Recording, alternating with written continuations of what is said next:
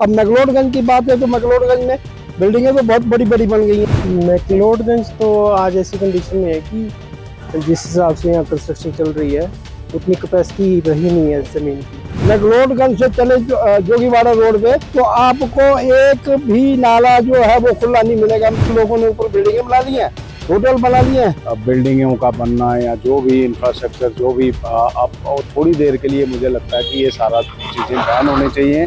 मुझे तो ये पता नहीं चलता कि प्रशासन है कहाँ।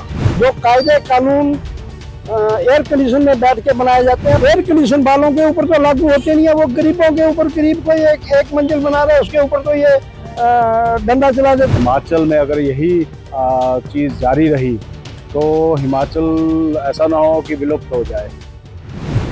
नमस्कार, इनॉक्स न्यूज में एक बार फिर से आपका बहुत बहुत स्वागत है। जी हाँ दर्शकों, मैं अभिषेक धानिया आज एक ऐसी खबर जो है आपके समक्ष लेके आया हूँ जो कहीं ना कहीं हर एक प्रदेशवासी को हैरान कर देगी। जी हाँ दर्शकों, अगर बरसात की बात करें, इस मानसून की बात करें तो काफी नुकसान जो है लगातार इस मानसून में हो रहा है। लगातार जो तस्वीरें हैं आपको इनॉक्स न्यूज के माध्यम से साझा की जा रही है। परंतु आज पर्यटन नगरी मैक्लोडगंज में पहुंचे हैं और यहाँ पे भी परिस्थितियों की बात करें तो जोशीमठ में जो हादसा घटित हुआ था तो त्रासदी वहां पे आई थी, वैसी ही त्रासदी मैक्लोडगंज ये जो पर्यटन नगरी है, माया नगरी जिसको कहा जाता है, वहां पे आ सकता है।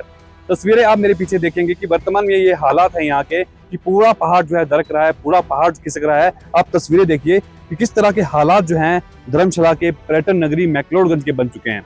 साथ ही अगर बात करें इस खबर की तो आज की जो खबर है उसमें यह प्रकाश डालने की कोशिश हम करेंगे कि लगातार जिस प्रकार से आज सुप्रीम कोर्ट ने भी एक अपना बयान जो है वो दिया है कि यदि इस प्रकार ही चलता रहा, यदि अभी भी अवैध कटान, अवैध निर्माण नहीं रुका या अभी भी लोग नहीं संभले तो हिमाचल जो है हिमाचल नहीं रहेगा। जी हाँ दर्शकों, आप तस्वीरें देखिए, ये जो पहाड़ी खिसक रही है, इससे पहले भी पिछले साल भी ये पहाड़ी यहाँ से लैंडस्लाइडिंग जो थी वो हुई थी, परंतु उस समय ये जो सामने आप बिल्डिंग देख रहे हो उसको खाली करवा दिया गया था, रोक दिया गया था और फिर से वही परिस्थिति जो है यहाँ पे बन गई है। परंतु इस बार और भयानक हालात जो है यहाँ पे हो चुके हैं। अगर बात करें इस भूस्खलन की तो आप देखिए, यदि ये भूस्खलन और होता है, अगर बारिश लगातार होती है तो यहाँ पे हालात ऐसे होंगे कि जो ऊपर आप बिल्डिंगें देख रहे हो, जो इमारतें देख रहे हो, ये सारी बह के टूट के नीचे पहुंचेंगी और नीचे यहाँ पे जो गांव में लोग रह रहे हैं उनके ऊपर ये त्रासदी जो है आ सकती है।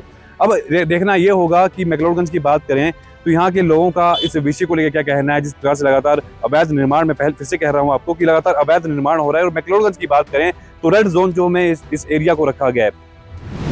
अब मैक्लोडगंज की बात है तो मैक्लोडगंज में बिल्डिंगें तो बहुत बड़ी बड़ी बन गई हैं, लेकिन आप देखिए कि मैक्लोडगंज से चले जोगीवाड़ा रोड पे तो आपको एक भी नाला जो है वो खुला नहीं मिलेगा। मैक्लोडगंज से जितने भी 3-4 नाले हैं वो सारे बंद कर दिए गए। लोगों ने ऊपर बिल्डिंगें बना ली हैं, होटल बना लिए हैं और वो नाले बंद कर दिए। अब वो पानी जो है, बरसात तो होती है, धर्मशाला में तो बरसात होती ही है। अब धर्मशाला जब बरसात होगी, बारिश होगी, पानी आएगा तो वो सड़कों पे चलेगा और सड़कें ही गिरेंगी और जो वही पानी जो है वो पहाड़ों को भी ले जाएगा। कच्ची मिट्टी जो फेंकी गई है रोड के साइड में, वो मिट्टी जो दलदल बन रही है और उसी से ज़्यादा स्लाइडिंग हो रहा है। तो मैक्लोड ये जो नया विकास आया है यही विकास ला रहा है। आपने देखा कि कहीं भी अब जो सड़कें बनाई गई है या कुछ भी ऐसा विकास किया गया है वो प्रॉपर विकास नहीं है। तो मेरा तो यही कहना है कि अगर विकास करना है तो उन सड़कों को या उन जहाँ पर जो नक्शे पास किए गए हैं, उन घरों के नक्शे पास किए गए हैं वो प्रॉपर तो पास नहीं है। 5-5, 6-6 मंजिलें ये मकान बना दिए गए हैं और कच्ची मिट्टी जो है वो उसी जगह के आगे फेंक दी गई है। अब बरसात पड़ रही है, दलदल बन रहा है, जो कच्ची मिट्टी है वो पक्की मिट्टी को भी ले जाती है। मुझे तो ये पता नहीं चलता कि प्रशासन है कहाँ, प्रशासन किसको। जो मैं तो पहले से भी बोलता हूँ, जो नियम, जो कायदे कानून एयर कंडीशन में बैठ के बनाए जाते हैं वो एयर कंडीशन वालों के ऊपर तो लागू होते नहीं है। वो गरीबों के ऊपर, गरीब कोई एक मंजिल बना रहा है उसके ऊपर तो ये डंडा चला देते हैं कि आपका नक्शा पास नहीं है, आपका वो नहीं है। उसने अगर छोटा सा एक झोंपड़ा बनाना हो उसके ऊपर तो नियम लागू कर देते हैं। जो 6-6 मंजिलें, 8-8 मंजिलें बनी है उनके ऊपर नियम कहाँ लागू है। मैक्लोडगंज में होटल इंडस्ट्री है, मानते हैं कि यहाँ रोजगार मिला हुआ है लोगों को, लेकिन ये नहीं देखा कि होटल तो बना लिए, पार्किंग कोई नहीं है। जो पार्किंगें बनाई हैं वो प्रॉपर, वो इन्होंने अपने वो शॉपिंग मॉल बना लिए हैं, दुकानें बना ली हैं। तो ये तो जो नालियाँ थी, जो प्रॉपर नालियाँ थी, ड्रेनेज बनी हुई थी, वो पूरी बंद है मैक्लोडगंज में। आप चेक कीजिए मैक्लोडगंज में, मैं आपको दिखाता हूँ कि मैक्लोडगंज में पूरी नालियाँ बंद है। तो वो पानी जो है वो सड़कों पर आ रहा है, सड़कें गिर रही हैं। धर्मशाला की बात करें तो इन बरसातों में जो नुकसान हो रहा है उसको देखते हुए वर्तमान में जो हालात है मैक्लोडगंज के, उसको लेकर कहना चाहिए। नहीं, देखिए ये मैक्लोडगंज की ही बात ही नहीं है और धर्मशाला की ही बात ही नहीं है। ओवरऑल हिमाचल में अगर आप देखिए, चाहे वो उत्तराखंड है, जितने भी हिली स्टेट्स हैं, चाहे वो JNK है, सब जगह जो है सिचुएशन जो है वो बराबर है। क्योंकि हम देख रहे हैं पिछले कई दिनों से इस बार मानसून भी काफ़ी अर्ली रहा है और बहुत दिनों से जो है काफ़ी हैवी मानसून जो है वो चल रहा है। सो मैं समझता हूँ कि एक बहुत ही चिंता का विषय है ये। जितनी भी हिली स्टेट्स हैं, specially as far as our state is concern, Himachal, हमें जो है वो बहुत ही एक प्रिकॉशन और इसमें मिलजुल के, चाहे वो गवर्नमेंट का पार्ट है, चाहे वो एडमिनिस्ट्रेशन का पार्ट है, चाहे वो लोकल्स का पार्ट है, सबको मिलजुल के जो है इस बात को अब रियलाइज़ करना पड़ेगा कि मानसून जो है हर साल जो है वो हमें इतना परेशान कर रही हैं। और अब समय आ गया है कि हमें जो है वो सबको कलेक्टिवली एक डिसीज़न लेके और कलेक्टिवली जो है इस समस्या को जो है समझना पड़ेगा कि किस तरह से जो है, और स्पेशली जो सेंसिटिव एरियाज़ हैं एंड स्पेशली जो एरियाज़ हमारे यहाँ नदी नाले हैं, उनके आसपास के जो एरियाज़ हैं उनको बहुत ही, उनको वहाँ जो लोग रह रहे हैं और वहाँ हमें काफ़ी एक सेंसिटिव अप्रोच की मैं समझता हूँ इस वक्त ज़रूरत है। बात करें लगातार जिस प्रकार से कंस्ट्रक्शन का कार्य जो है हिमाचल में हो रहा है, लगातार बिल्डिंग्स बन रही है, एरिया में कटान हो रहा है, पेड़ कट रहे हैं, तो क्या लगता है कि ये कहीं संकेत नहीं है प्राकृतिक का कि हमें उससे अगर छेड़छाड़ करते हैं प्रकृति जो है इंसान के साथ छेड़छाड़ करेगी? नहीं, एब्सोल्युटली राइट कि अगर कोई गलत कटान है, पेड़ जो है वो, हम तो देखो ट्री प्लांटेशन की ड्राइव इतनी ज़ोरों शोरों से लगा रखी है। अभी हम होटल एसोसिएशन से जो है next week, old student association से नेक्स्ट वीक जो है, जितनी एसोसिएशन है हम सब लोग जो है ट्री प्लांटेशन पे काफ़ी जोर देते हैं यहाँ हिमाचल में। लेकिन पॉइंट ठीक है कि जो इस वक्त जो है इस तरह की कटान जो है उस पर जो है हमें बहुत ध्यान देना पड़ेगा और ट्री प्लांटेशन और वेजिटेशन और स्पेशली जो सेंसिटिव एरियाज़ हैं उन एरियाज़ पे जो है हमें इस चीज़ से जो अवॉइड करना पड़ेगा। भी हालात बने हैं उससे पूरा हिमाचल अछूता नहीं है, पूरे हिमाचल में ये सारा आप देखने में आ रहा है पूरा। और जब से बारिशें शुरू हुई हैं 15, 16, 20 दिन पहले बारिशें इस बार जो हैं हिमाचल ने में दस्तक दे दिया है और पूरे हिमाचल में अब ये चीज़ देखें शोध का विषय बन चुका है। इतने बादल फट रहे हैं, वो पहले ये सब कभी नहीं होता था। अब आप देखें पहले 2-3 साल पहले कुल्लू मनाली में बादल फटने की घटनाएं काफ़ी हुई, वहाँ बहुत ज़्यादा नुकसान हुआ। और फिर उसके बाद अभी इस साल जो है वो मंडी में बहुत त्रासदी हुई। और हमारा वही मैं बात कर रहा हूँ कि पूरे हिमाचल जो है इससे ग्रस्त है। और हमारे यहाँ पे अगर आप देखें, ये सामने अगर आप ऊपर की तरफ देखें तो ये भी लैंडस्लाइड जो है ये लगातार हो रही बारिशों का ही नतीजा है। और उसमें दो तीन चीज़ें और हैं कि हमारे यहाँ पे जितना भी अब मेरे को लग रहा है कि बिल्डिंगों का बनना या जो भी इंफ्रास्ट्रक्चर जो भी अब थोड़ी देर के लिए मुझे लगता है कि ये सारा चीज़ें बैन होनी चाहिए। आपने देखा ही है सुप्रीम कोर्ट में ने भी इस बारे में टिप्पणी की है कि हिमाचल में अगर यही चीज़ जारी रही तो हिमाचल ऐसा ना हो कि विलुप्त हो जाए। जब बड़ी चीज़ें होती हैं तो ये छोटी छोटी चीज़ें भी फिर उसमें काउंट की जाती हैं। उसमें चाहे नालियों का चौक होना है या चाहे सड़कों का रखरखाव ठीक से नहीं होना, टाइमली नहीं होना, वो सारी चीज़ें जो हैं इसमें ऐड ऑन करती हैं इन सारी चीज़ों को। जब इतनी ज़्यादा बरसात होती है तो नेचुरली उस चीज़ का इफ़ेक्ट भी आपको देखने को मिलेगा, उस चीज़ के नेगेटिव इम्पैक्ट भी आपको देखने को मिलेंगे।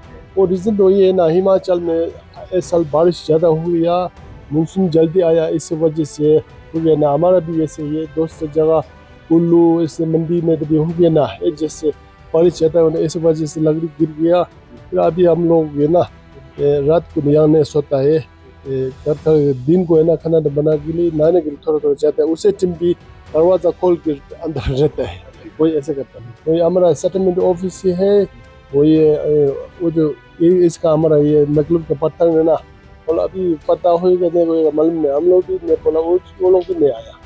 मैक्लोडगंज तो आज ऐसी कंडीशन में है कि जिस हिसाब से यहाँ कंस्ट्रक्शन चल रही है उतनी कैपेसिटी रही नहीं है ज़मीन की, तो ये कंस्ट्रक्शन अवॉइड होनी चाहिए फ़िलहाल तो कुछ टाइम के लिए। ऊपर से जैसे जो पेड़ कटते हैं या होता है ऐसा कुछ, जिसकी वजह से भी ज़मीन की पकड़ कमज़ोर हो रही है।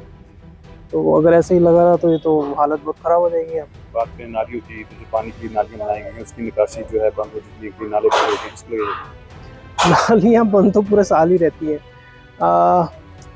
PWD को देखना चाहिए वैसे तो, सफाई जो हो रही है, अगर कर्मचारी हैं तो काम लो, सफाई कराओ, पानी का निकास होगा। सारी मार तो पानी की है, अगर पानी का निकास नहीं होगा तो फिर वो सड़कें भी नहीं बचेंगी। जो गवर्नमेंट पैसा लगा रही है पैसा भी हमारे पैसों से लग रहा है, तो उसका भी वो भी वेस्टेज है।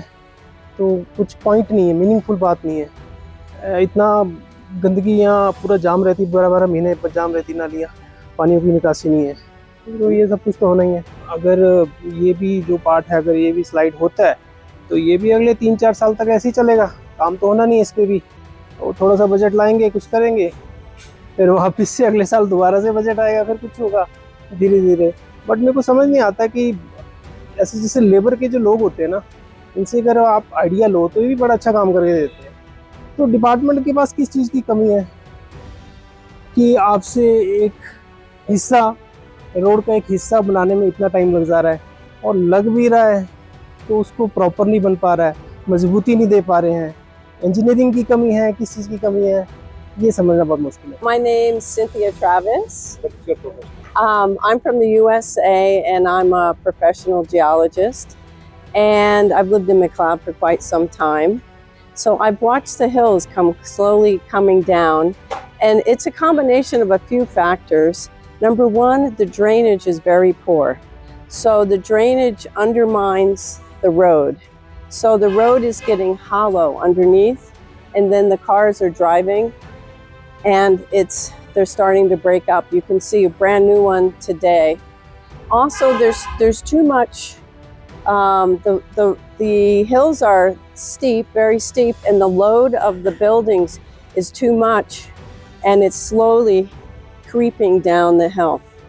And now that it's monsoon, the slow rain saturates the hills, and then everything starts to slide. The fast, hard rain, it floods, but it's this slow rain that we've had this week, and it's just saturated everything, and the clay just slides. Cutting of mountain. The roads are cut in bad places. There's a lot of traffic. This road, when I first came here, they only let small cars on here, and now I see big trucks, and that pounding is wearing away underneath the road, and so it's starting to fall away. So the best thing to do is fix the drainage.